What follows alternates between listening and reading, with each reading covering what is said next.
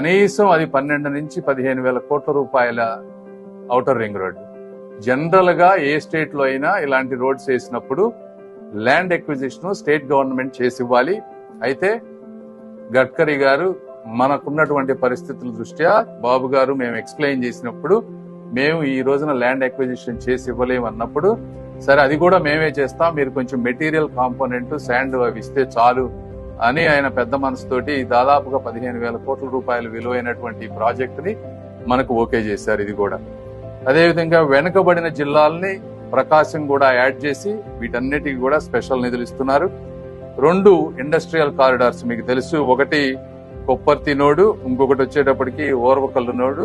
ఈ రెండింటికి ఇంకా డీటెయిల్స్ రావాలి వీటిలో, బట్ అవి ఒక 2 మేజర్ వస్తున్నాయి.